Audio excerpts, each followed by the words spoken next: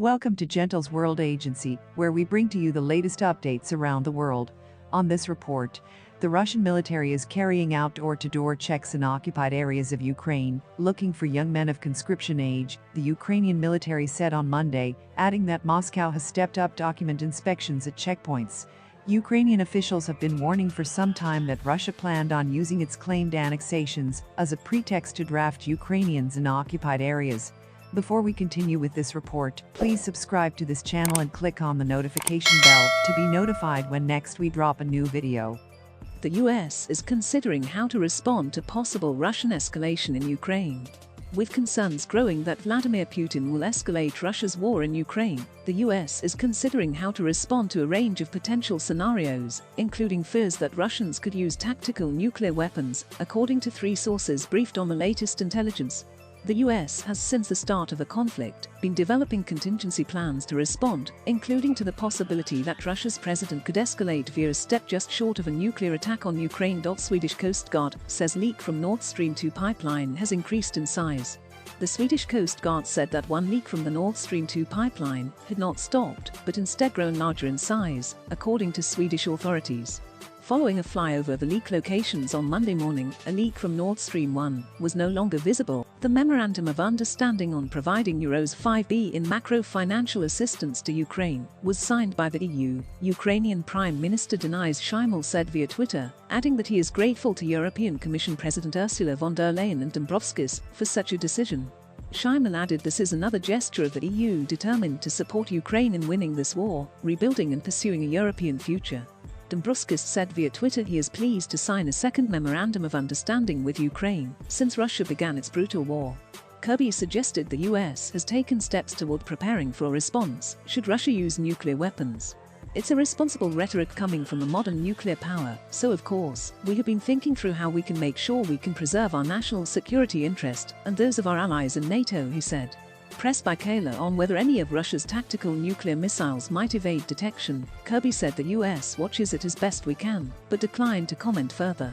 Asked about new reporting from CNN that Ukraine is offering the US oversight of targets, Kirby would not say whether the US would accept veto power, but said that the US is in constant communication with their Ukrainian counterparts. While Kyiev's forces retook more territory in the eastern Donetsk region on Sunday, a Ukrainian military spokesperson said, following the liberation of the key city of Lyman. Ukraine also struck Russian targets during efforts to win back neighboring Luhansk, the official added.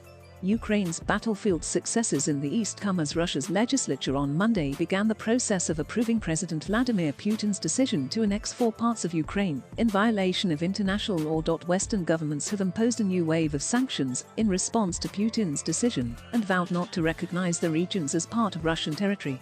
EU summons Russian ambassadors following illegal annexation of Ukrainian territory. European Union Executive Vice President, Commissioner for Trade Valdis Dombrovskis, attends a meeting of G7 nations' trade ministers and representatives at Schloss Neuhardenberg on September 15 in Neuhardenberg, Germany. Sean Gallup/Getty Images. The European Union has signed a financial assistance package for Ukraine, amounting to €5 billion, $4.88 billion, EU Trade Commissioner Valdis Dombrovskis said Monday. The Memorandum of Understanding on providing €5 billion in macro-financial assistance to Ukraine was signed by the EU. Ukrainian Prime Minister Denis Shmyhal said via Twitter, adding that he is grateful to European Commission President Ursula von der Leyen and Dombrovskis for such a decision. Shmyhal added this is another gesture of the EU determined to support Ukraine in winning this war, rebuilding and pursuing a European future. Ukraine's forces retook more territory in the eastern Donetsk region on Sunday, a military spokesperson said, following the liberation of the key city of Lyman. Ukraine also struck Russian targets during efforts to win back neighboring Luhansk, the official added.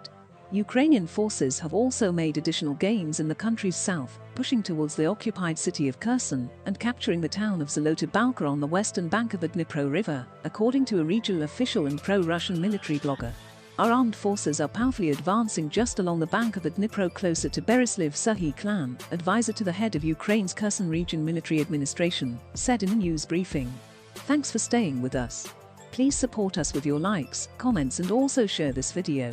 Don't forget to subscribe to this channel and to click on the notification bell to be notified when next we drop a new video. Stay tuned. See you in the next report.